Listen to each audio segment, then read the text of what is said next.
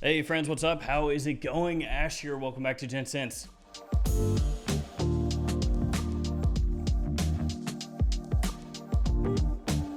I got an excellent clone for you guys today from the house of Armaf. Now I know you've probably never heard of Armaf. Pretty underground, you know, kind of an up and coming clone brand. Just some real underground stuff, man. Just really. But it is an Armaf fragrance, and it is in their magnificent line of fragrances. So you gotta have some cojones to call your fragrance magnificent. And the fragrance in that line that we're gonna be taking a look at today is Magnificent Pour Homme Bleu. And I will have this one linked in the description below in case you wanna check it out. I picked mine up for under $30 from Joma Shop. I think it was 28 and some change, so like right at 29 bucks. And if you want some codes, pause the video, here's some codes. Save yourself some money.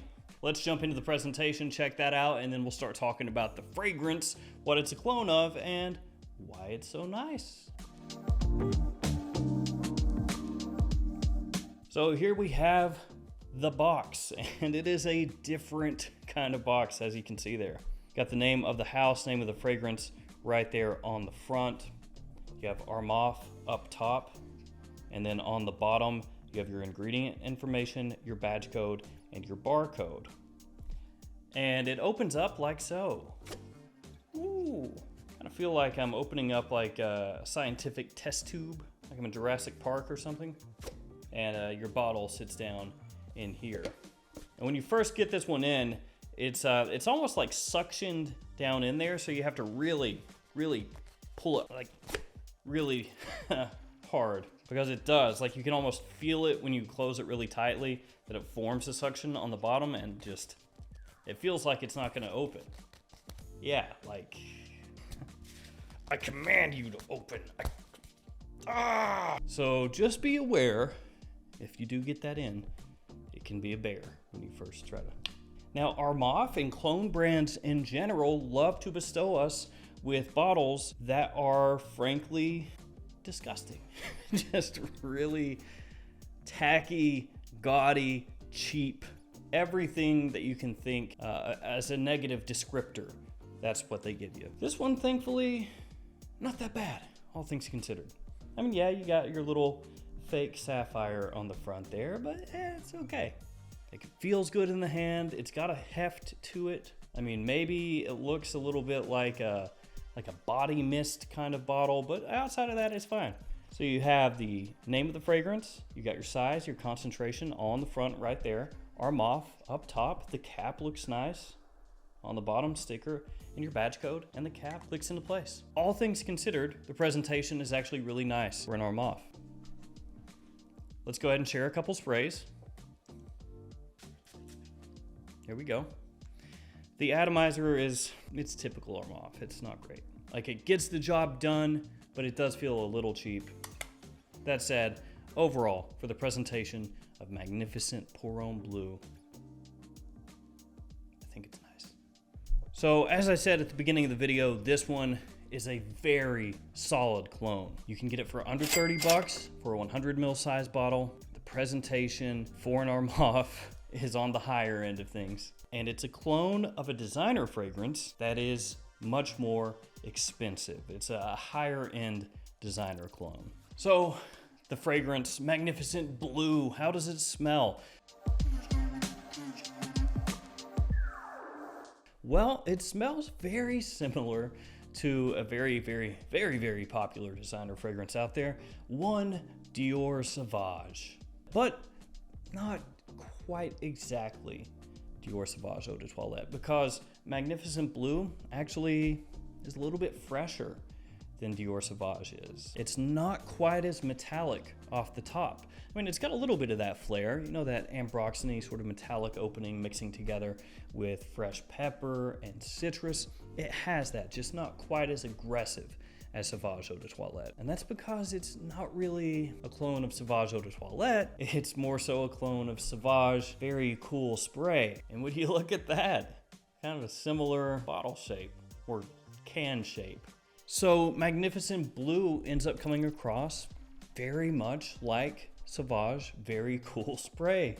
which Sauvage Very Cool Spray, I don't think really caught on quite as much as Dior was hoping, because I'm pretty certain that this is discontinued and very difficult to find now. Sorry, Very Cool Spray. But Sauvage Very Cool Spray, at its heart, is not really a bad idea. Making a fragrance that is very much Dior Sauvage and has that complement factor and that versatility, making it a little bit fresher so that it's a little bit easier to pull off when it's warm outside. Because Sauvage Eau de Toilette, while it is extremely people-pleasing and a massive compliment puller, the #1 best-selling fragrance in the US by a wide margin, because it is so strong, it can come across a bit cloying when it's very hot outside. So having a Sauvage fragrance that is a little fresher and easier to pull off during summer, not a bad idea. Maybe the execution was not what people were wanting, but the idea. And that is one of the things that makes Magnificent Blue so intriguing, because for under 30 bucks, you're getting a fragrance that smells extremely close to Sauvage Very Cool Spray in an eau de parfum concentration, 100 ml size bottle, with, topping it all off, very good performance as well. So with Magnificent Blue, you don't have, as I said before, as much of that metallic feel off the top, that really forward, aggressive kind of ambroxany, sharp open is reined in. And instead, you have this mixture of grapefruit and bergamot that comes across with Sichuan pepper and black pepper. Again, very, very close to Sauvage. If I were to point out one thing that's maybe a little different between Magnificent Blue and Sauvage Very Cool Spray, Sauvage Very Cool Spray is a touch more aromatic, but at the end of the day, it's not really a big difference. And as Magnificent Blue dries down, you do pick up a little bit of that fresh, modern ambroxan mixing together with very clean woods. I mean, if you're familiar with Sauvage at all, it's not going to be anything new, obviously. But if you want an alternative to Sauvage that is darn close to the EDT, and more specifically Very Cool Spray, which is going to make it easier to pull off during the day in the middle of summer, for under 30 bucks, this is a no-brainer. And I know I said before that I think Sauvage Very Cool Spray is discontinued. By that, what I should have said is it's discontinued. There's a deodorant spray that you can get for about $40, but that's not the same thing. On eBay, there's not even a single bottle of Very Cool Spray right now. I found one on one fragrance website that was selling an unboxed Very Cool Spray for like $230. So this is not an option. And that's why I think that right now, at least based off of the things that I've smelled, if you want a warm weather Sauvage clone, this is what you want. This is the one, under 30 bucks, a little fresher, maybe slightly sweeter, less metallic, and has that same mass appeal, that compliment pulling kind of DNA. And it comes in a box that is impossible to, oh my God. Work smarter, not harder.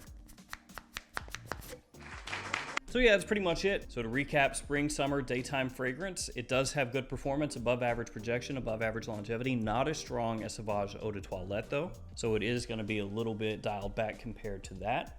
I would not pay, $40 or above for this. I would wanna keep it where I got it, 30 bucks or under. One of the kind of flying under the radar at the moment, but I think that this is just as good as like Ficara Black by Lattafa for White Eau de Parfum, or Assad for Sauvage Elixir. I think this is just as good as those for Very Cool Spray. All right, that is it. I'm out of here. Thank you all for hanging with me. Stay safe out there. I will see you tomorrow with another fragrance video. See you later.